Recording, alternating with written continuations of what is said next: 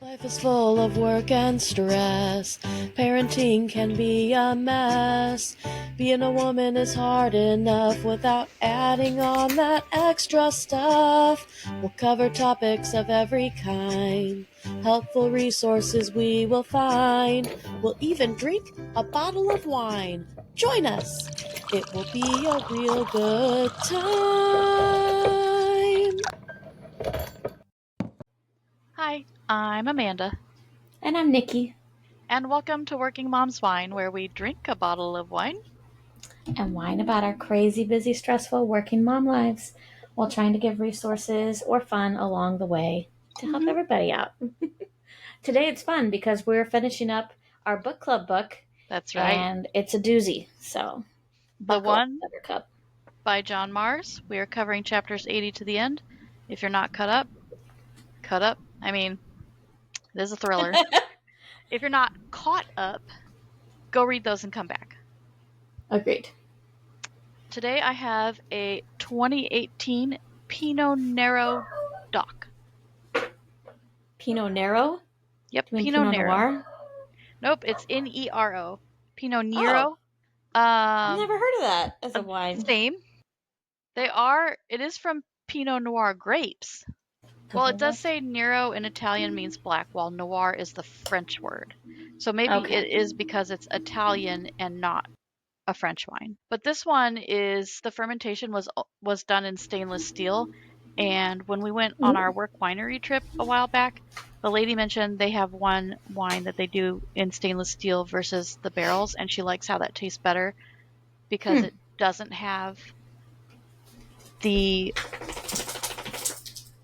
oak taste or whatever it is that you get from the barrels. So the stainless steel is supposed to be more clean, I guess. But this one has strawberry notes in it, and it's supposed to be really good with fish. Interesting. Usually you have white wine with fish, don't you? I think so. So, Matthew and Ellie. I love that they're both in their villain era. Like, Ellie immediately just reverts back to evil Ellie. And it's just like, Beginning I'm of the not going to let company, Matthew Ellie. run the show. Right. She really has done a swell job of convincing herself that she's not evil, that she's not done anything wrong, and that the ends justify the means. Like, she really has.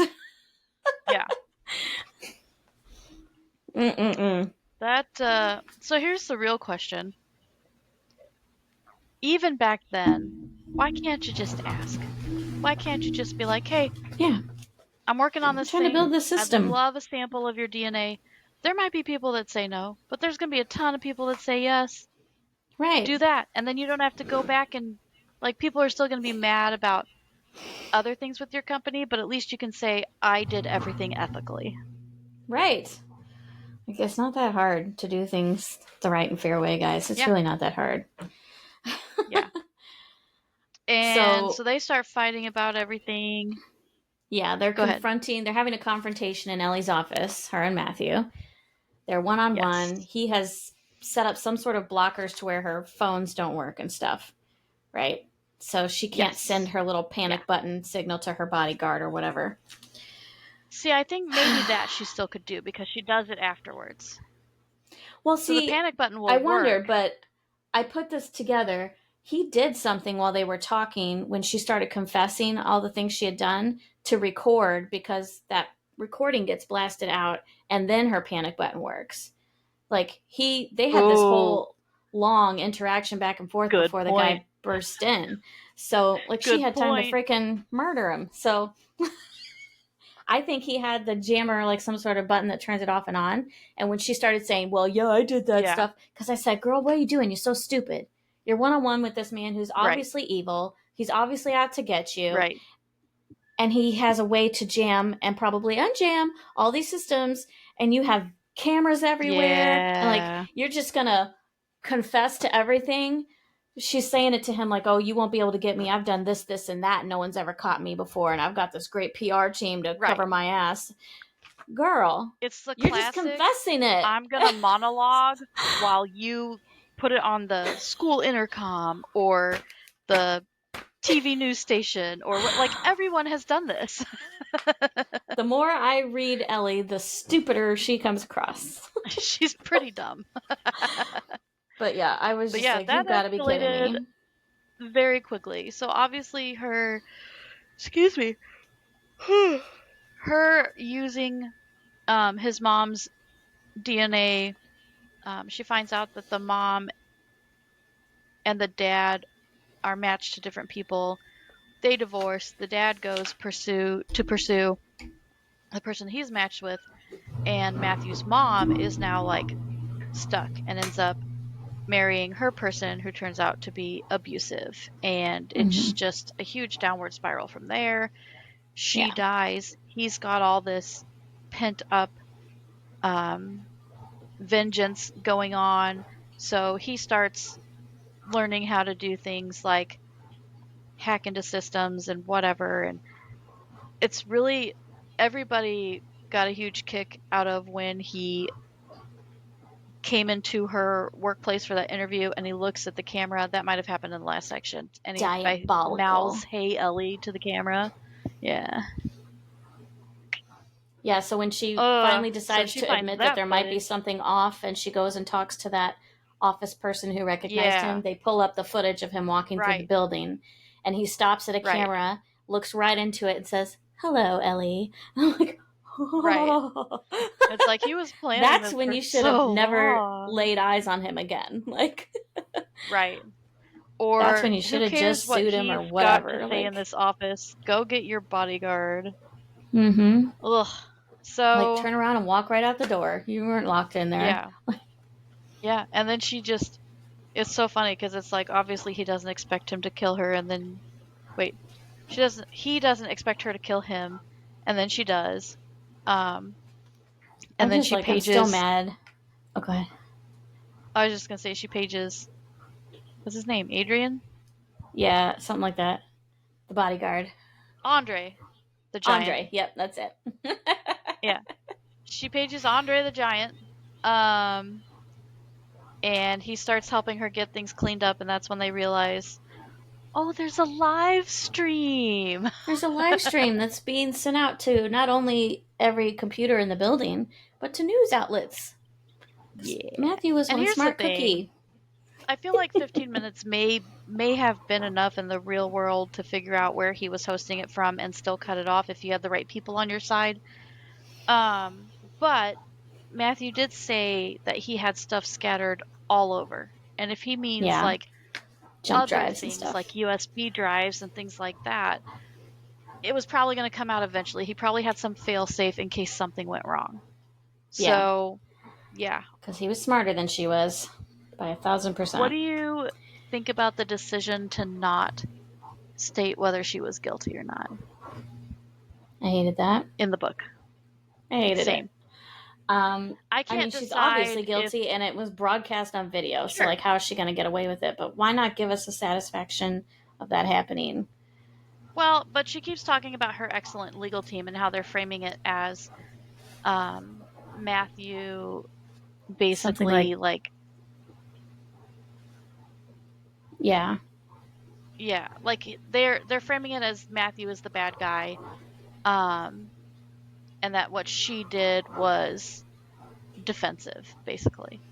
Um, yeah. And there was and some sort of negligence charge or something. Like, I forget what they I called it, can't but believe when Ula or however you say her name is, she asks Ellie like, "Hey, are we gonna like let people have refunds or retest for free or whatever?"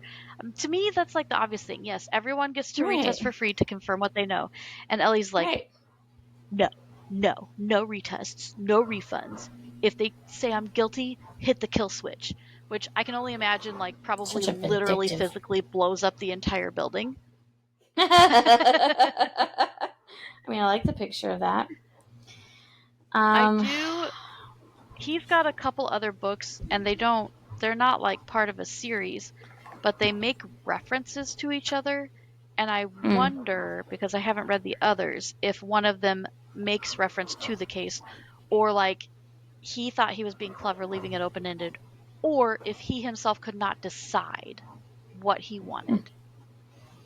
Might be worth looking up some interviews with him and seeing if he ever addressed that. Yeah, still driving me nuts though. Fix it, Mars. She understood now it wasn't because of the DNA match. It wasn't because DNA had dictated it, but because she'd opened herself up to the concept of love. And I wanted to barf. She's evil. Right. I don't care if she's opening herself up to some concept of love. She still didn't learn the lesson. So No. Nope. Who cares? Like it made her even worse if possible. But her whole character arc made me not be happy with this author. Like I didn't like the whole thing. She starts out being one person and she completely turns to the other, and it turns out she was this kind of evil from the beginning, but like it doesn't, point A doesn't lead to point B. It doesn't make sense. Like you should be able to go back and listen to the first part of the book or reread the first part of the book and see those connections of like where she was being who she really is, or little hints of it. And there's nothing. So I was mad about that. I was like, don't lead me to believe somebody is one way and then make them a totally different person by the end of the book, and there's no seeable path that she took to get there. Like, that's just lazy to me, like author-wise. Yeah, there's like maybe a I'm the couple only one that small felt parts. that way, but I don't know. Yeah, there's a couple small parts where it's like she'll say things like, "Oh, sure, I had to do some things back in the day," but honestly, I expected her to have done worse things. Like, maybe that's bad on me, but like taking someone's DNA from a trash can to see if your theory is right, I'm like, well, I don't know. And I do agree with her that she can't control what people did with that information when they had it. Everybody has personal responsibility in their actions, and if they stayed in their marriage or not, or they used the information or not, or they got together with terrible people or not, like just because of a email. But right. It doesn't discount the awful way she went about it. As Ellie said, she didn't pour that booze down his mom's throat. Right. So she had choices that she made in there. Right. But yeah, although if she had been paid for her DNA, maybe she would have made better choices. Maybe. Christopher? Oh yeah. My favorite. Karma-fer? Okay. Karma-fer? Yeah. For sure. What a twist. I know. He gets all the way up to his last number. Yeah. The selective morality of this man floors me, but I did not see Amy. It is extremely selective morality. It is. I did not see Amy coming. Didn't see it coming. Not at this point. I figured was like it would have been before. Yeah. And I didn't understand why, like, as a cop, she would set up this elaborate trap for him. Like, I would think, so she finds his notebook and she's suspicious of it, but she doesn't feel the confirmation that it's definitely him until she sees the waitress's nose ring in the scrapbook. And she's like, okay. So then she tracks him down and watches him in action. And she's like, okay, confirmation, this is it. Now, at that point, as a police officer, would you not take all evidence to your place of business and have them arrest this man? That's not what she did. She was way too selfishly worried that was going to be her reputation from now on as the girlfriend of the serial killer, and that it was going to reflect poorly on her. Yeah, that was some BS. To set up this elaborate ruse and, as she pointed out herself, still traumatized this last girl who she jumped herself, bound and gagged, and put in a locked room. Like, girl, what are you doing? Like, the trouble you're going to get in if you get busted down the road DNA-wise for this, or connection-wise for this in any way, which is highly possible.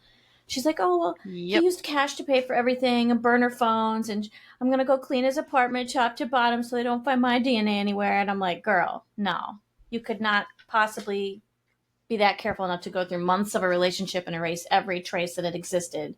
Not to mention the fact that your information got connected on the DNA match website. and it's going to probably be part Right. of lawsuits. So, Yep. come on. Not very smart. I just don't understand. And then she said,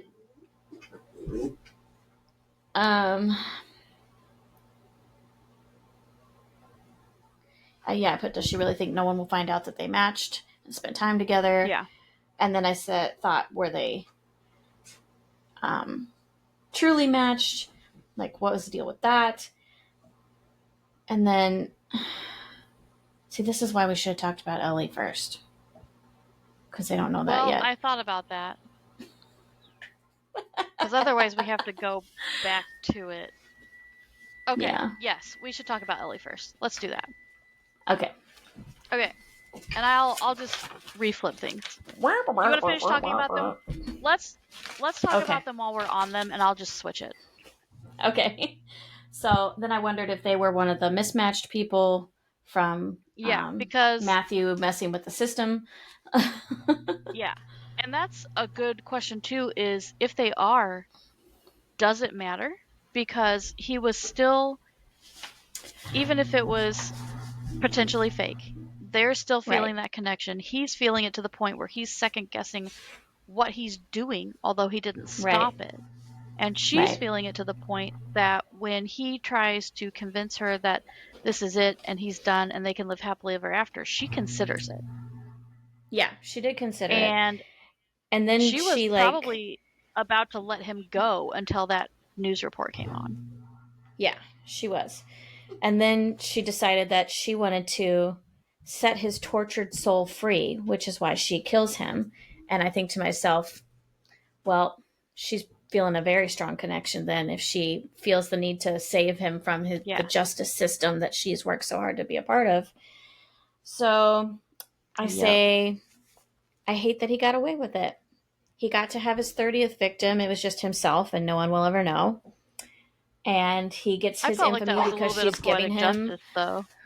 She's giving him a nickname like he wanted, and he's going to get the infamy that he wanted because this will be unsolved. No one will ever figure out who well, unless they figure out what she did, And I hated all of that. Stop giving men what they want. Okay? When you're trying not to. Right. What Do did you think about? They were a mismatch?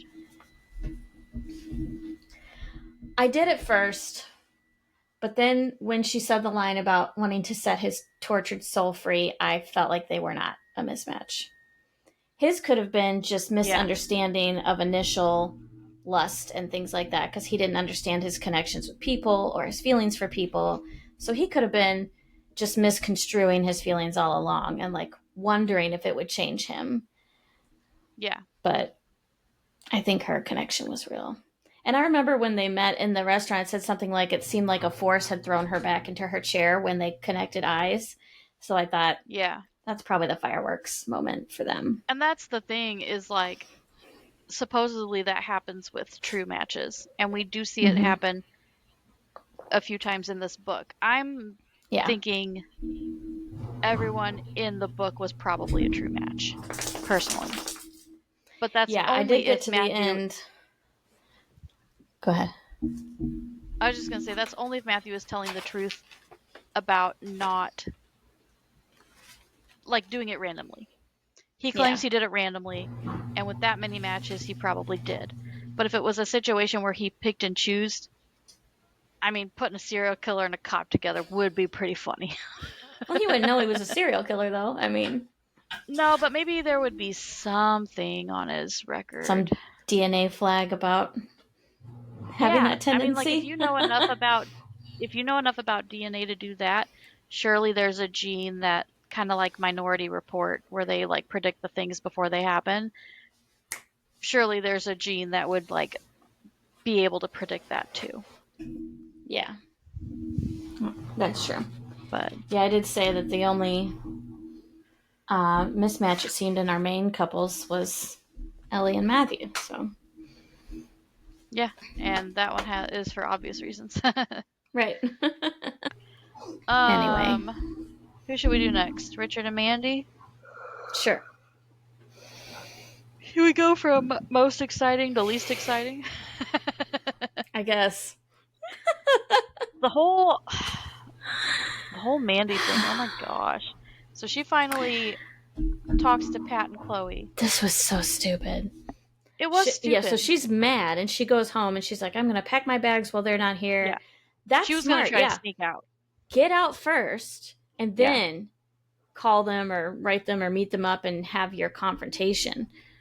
Yeah. Don't do it before you've gotten out. Like that's Right. what And we even when teach. they like walk in on you, just be like, "Oh yeah, I'm just a couple of Yeah, days with you my pretend. family." That's what you teach Right. people in domestic violence Right. situations. You make your plan, save up your money, you pack your stuff, you get out quietly. You don't let them Right. know that you're going, like, because that's when things escalate and people die.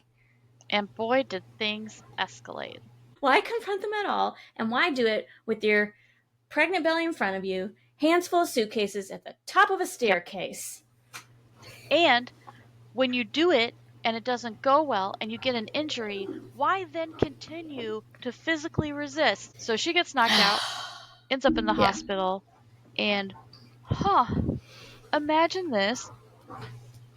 Pat steals the baby because while she's sedated, they basically do a C-section and pull the baby out to make sure that everyone's going to be fine. The baby in the NICU. Now, here's another thing I don't understand because this baby was 4 pounds, right? Mm-hmm. I wrote that too. 4 pounds. How did I they don't walk understand. out? Yes, because at that point, you're probably in one of those containers and no one is Right. allowed to hold you. And if they are, it's in that special room and then they put the baby back in the container. So how did Pat go for a walk with the baby and never come back? How long was she out, though? Was she out for weeks? I think it was a few days, wasn't it? I Not a don't few days. remember. They wouldn't have taken the baby over that. I remember it was like a month before they reconnect, but Let me see if I can I can't find it remember while how we're long she talking was about in it. the hospital before she woke up. And that's another one of those cliffhangers he gave us where she falls down the stairs and Right. end of chapter. Like, cool, great. And then she wakes up and she's touching her belly and she realizes it's not firm anymore and she panics Oh, and yeah. She was she's afraid like, she'd had a miscarriage. yeah, asking the doctor and they're like, oh, we'll bring him in. He's fine. He was born the other day, 4 pounds, whatever. And she's like, oh, okay, can I see him? And they're like, yeah, we'll go get him. And then they go back to find out, oh, well, the baby's not there. Well, where is the baby? Well, he's with your family. They went on a walk. And What here's another family? weird thing. Like, when Mandy was confronting Pat, Chloe was starting to get a little confused. Like, Yeah, some of this are things that I don't know yet. Like, what, mom? What are you doing? What's going on? So, how does Chloe then also allow Pat to take the baby? right. Chloe's definitely traumatized in many other ways. That we find out later that she's not even Pat's kid. She's probably a kidnapped kid, as was Richard, Yeah, because none of that's their DNA nuts. matched Pat. That was insane. So Pat's been So crazy she's for a probably while. got a little, yeah, she's probably got a little bit of that Stockholm syndrome, where you care for your kidnapper or your assailant or whatever. Yeah. Although So she I don't know wakes if you up can consider 5 it that when you days don't know that they're an assailant. Like because we were they told, think she was taken as a baby, so like she would never have known Pat wasn't her right, mom. right. We were told you fell down a flight of stairs, you sustained a head injury and a fractured wrist, along with minor swelling to the brain, which put your body into shock. You've been sedated for the last few days, and your baby was Okay. born by C-section as a precautionary measure. She wakes up 5 days after he's born, so they didn't wait very long to pull the Yeah. baby. I feel like that's a little rushed. Yeah. Usually when a baby is born premature, part of the last thing to develop is their lungs, right? So like how could they take him off of machines and Yeah.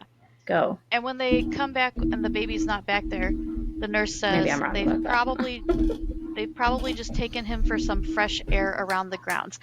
This is a preemie baby. They don't get fresh air around the grounds. They stay And in their they've little box. right. And they've probably, you should know, there should be cameras. There should be Yeah. ID bracelets for family members Yeah. to visit with these babies. Yeah, that whole thing is sus. Yeah. And of course we find out that we Hope already she knew sues the this. crap out of that hospital. Right. But like Richard didn't even go to find his match. Like Pat submitted it for him. So then she steals the baby, and poor Mandy is like trying to figure out what happened, and eventually she goes to Pat and Chloe's house, which is abandoned. But Mm-hmm. she's looking around, Her gut keeps telling her she and needs to go. yeah, her gut keeps Trust telling her that she needs to mama go. gut, ladies. She looks around the house and she sees a picture, and then she remembers Pat telling her about the little cottage that held so many fond memories, and they go there, and sure enough, that's where everybody is. But Pat has Yeah. locked herself in a bathroom with a baby, and she's Yeah, the talking about police how have been. tired they are. Yeah, the police were watching. They were surveilling. They arrested Chloe ahead of all this when she was Yeah. outside. And that's when Pat barricaded herself in the bathroom with the baby and said she would only talk to Mandy. Yep. Twisted, manipulative. Right. And then she starts talking about how tired she is and how tired the baby is. And so the police bust down the door, and it looks like her and the baby are dead. And I was like, if they even killed that Mm-hmm. little tiny baby, I'm going to be so upset. It is going to ruin the book for me. And John Another Mars must stupid have known that. cliffhanger. Yeah, but we do find out that the baby is okay. Mm-hmm. And that unfortunately Pat is also okay. Well, at least she gets to go to jail now. So Yeah, fair. she's been earning that for a whole lifetime. Yeah. So, and that's when they find out that like Chloe and Richard aren't even Pats, and that Pat Yeah. has a huge mental health history. And then So we also find out that Pat didn't want to replace Richard and have a new baby. She thought from reading the stories about the coma victims that woke up with the that's babies right. that this was her chance to get Richard back. And when they took the That's baby right. up there and nothing happened, she got very upset. And that's what made her decide to just finish everything, wrap up all her loose ends. Right. Um, Luckily, it didn't work. Right. But then Mandy takes the baby to see Richard. She's like, just felt like you deserved to see your baby. And Richard wakes up. Yeah, she's like, let's just have a little time, just the three of us. And Yeah, she moves his arm and puts the baby in his arm. And then I guess when she turns around, he's like holding his hand or something, the baby's yeah, hand. So yeah. I was like, whoa, okay. So that was a nice little ending. I liked That that was nice. one. It was cute. Even though, it's not in the long run going to be a super happy story. She's got her baby, and Yeah. Richard is coming back to himself, however that turns out. So, Hmm. who should we do next? We've got I guess we'll do Nick and Sally next. Yeah. So we left with the cliffhanger that Nick was fiddling with the window and really upset about Yes. having to choose between Alex and Sally, and both of them being upset and feeling like maybe the common denominator here is me.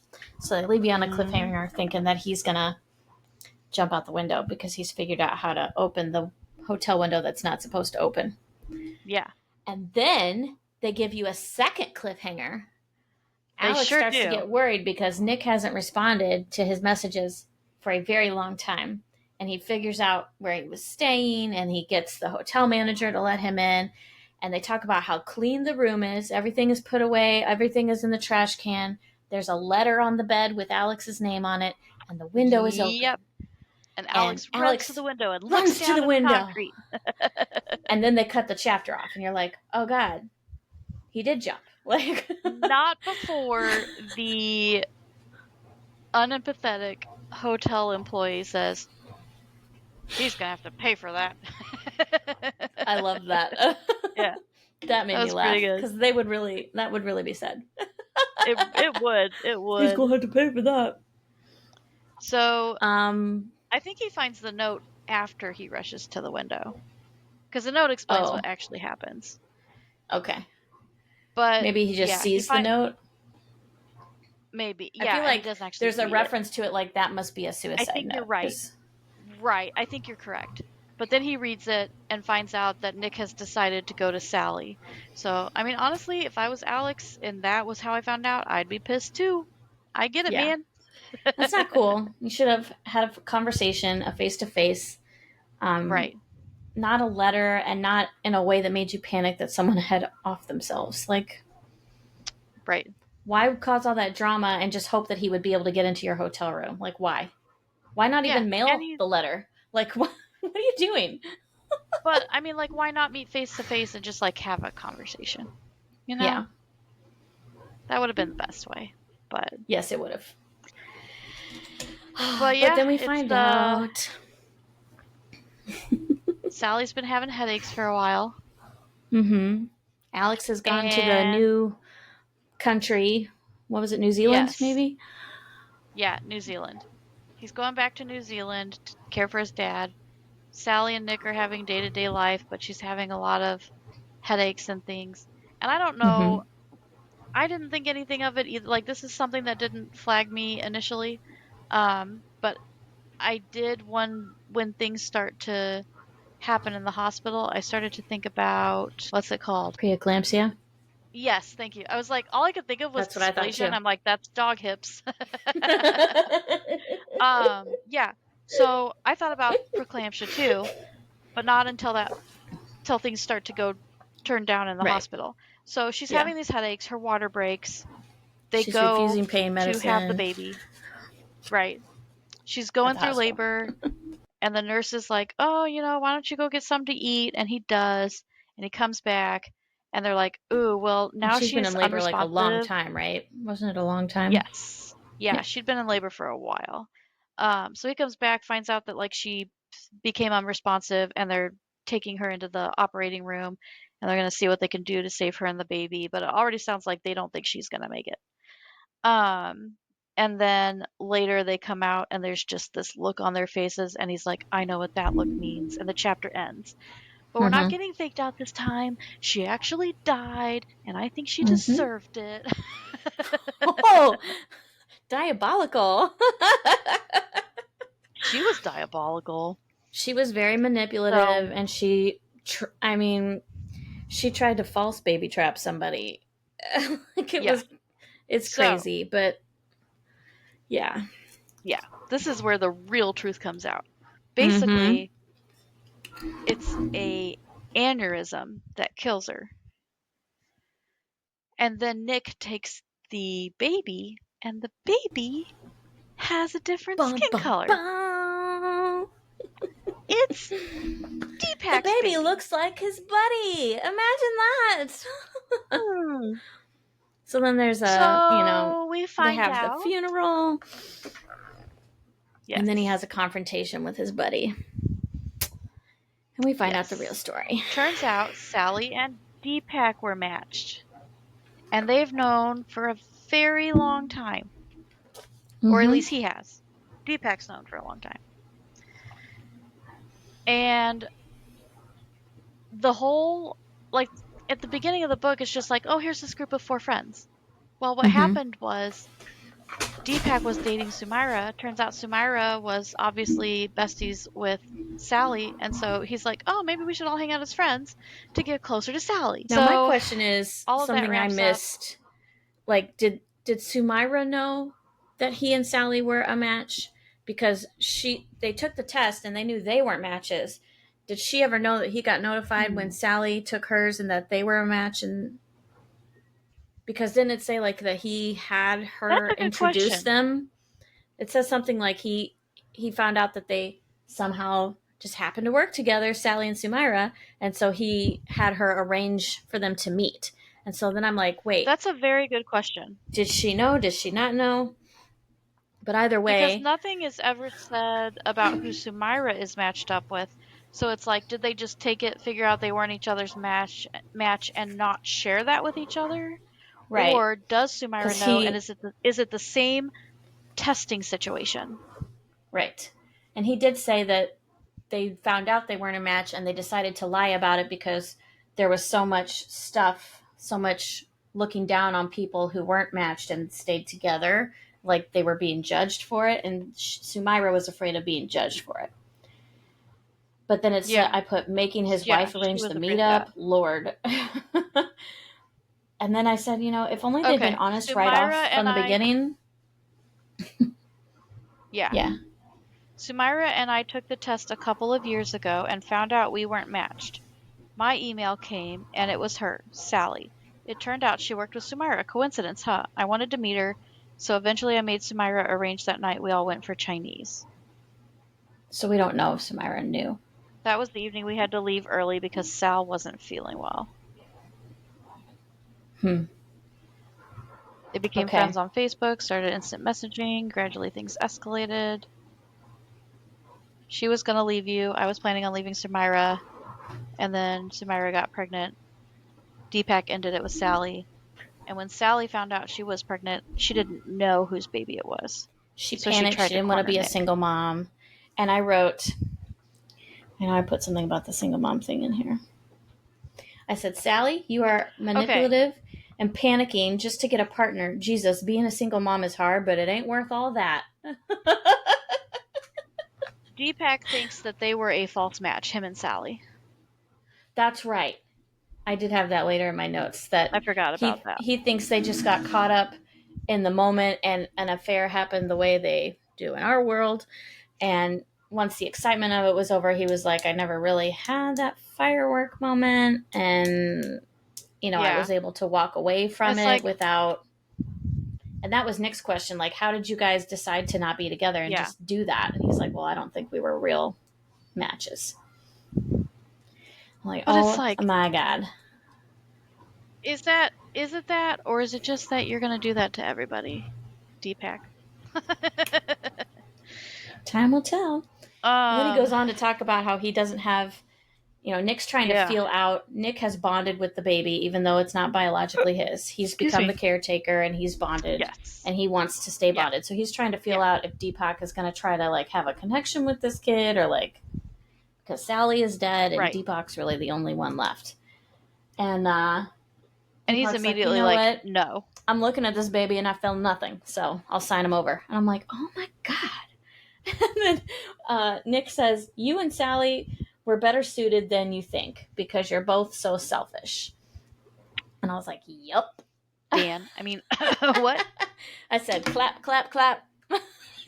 I mean, you're not wrong. I heard that. You're not wrong. So, but then... So, Nick and Alex... Go ahead. Yeah, I was just going to say Nick shows up in New Zealand without contacting Alex. That was risky. Yes. We've seen this backfire in this book already. Yes. He packs up this baby and just shows up on Alex's doorstep. And is like, hey, if you're still interested, I'm a package deal now with this kid, but let's live happily ever after. I do like that they got a happy ending after all this stuff he just put through. Yeah. Yeah. I feel like both Mandy and Nick getting a happy ending in the end was nice. Yeah. I know that brings us Nick to the did most a few shady things along the way, but he handled most things the right way, or at least tried to. He tried. Out of that entire friend group, he's the one that did the least shadiness. I mean, he tried. He may have started the emotional and the meaning behind the back, but he did eventually fess up when he knew that that's where it was going to go instead of just having the affair. Like, most people are too chicken to have that difficult conversation and confrontation, and they just go about starting the next thing before they've ended the first one, and that's horrific. So the fact that he at least did it the right way, even though everyone around him tried to do it the wrong way, I'm glad he got his happy ending at the end. And, they always say that while maybe you choose the wrong partner or you have the wrong partner, the right kid always finds you. And I like to think that about me and Ari. that relationship was a disaster. Aww. But I got the right kid out of it, and so did Nick. It's not biologically his kid, but it's the kid that was meant for him and Alex. So I like that. Yeah. That's so cute. It's so cute. Well, that's weird. So then we come to Mark and Jade. Yep. So we find out that what Womp happened there, womp. because they all sit down with the mom and they're like, listen, let's at least explain what's going on. And Mark admits that the matches came back in the way they should have. Like there weren't any samples that were swapped or anything. But Mark chose to act like Kevin had a match when he didn't. And he just gave him his own match, basically. So that's when Jade and Kevin started talking. And boy, while the mom thinks that's sweet, boy does Jade not. She got Yeah, very she's upset. fed up with it. I mean, I would too. That's a hell of a way to start off a relationship with lack of trust and being manipulated like Right. that. But you also understand what he was doing. He knew his brother was dying. He wanted to give him Yeah. this situation, and he didn't think that they'd ever meet. He thought, his brother was declining quickly. Yep. So he thought, they'll text, they'll chat, and it'll be the end of it, and I'll just never say anything. Right. But boy, when was she he knocked wrong. on that door and he was acting a fool, now we know why. Yeah. So Jade spends some time being mad and then she gets over it. And then her Yeah. and Mark decide to take the Australia trip together. How cute. Aww. I wonder how much fallout there was from people finding out that there were mismatches. What was it, like Yeah, 18 there could be a months or lot of something? spin-off books from that. There Yeah, could it be was so like many. 18 or John Mars, 24 take months notes. of mismatches. Yeah. And then Yeah, we need some spin-offs for people who find out that they weren't as matched as they thought. people who like upended their whole family and joined other people and then wound up. Those are the drama stories I want to read. Some final thoughts on That's the what I book. I live said, for. that's what I live for. I said, were any of them mismatched outside of Ellie? Just Sally and Deepak. I don't think anybody else was mismatched. Yeah, I think the others were real matches. And I got tired of the cliffhangers and them not being real. That got annoying to me. Like, use that once in a book to fool people or a couple times, but like he did it over and over and over, and I was like, dude, follow a different trope for a second. I was just thinking at one point I felt like this was going to be like a Reservoir Dogs situation where like everybody's dying because you read about Ellie killing Matthew and you read about Mandy and you think that Pat and the baby are dead. And then it goes, if I remember correctly, then it goes to Christopher and Amy. And I have a note under Christopher and I'm like, oh my gosh, everyone is dying. But then you get to the one, oh, it might have been maybe Sally died before that point. But then you get to the ones where like the people aren't dying. As always, thanks for joining us. You can find us on all the socials as Working Moms Whine. And that does it for this book. Feel free to leave in the comments what you thought. And we will see you next time where I think we might be talking about natural disaster preparedness. Maybe. Ooh. Aren't we fancy? Bye. Bye.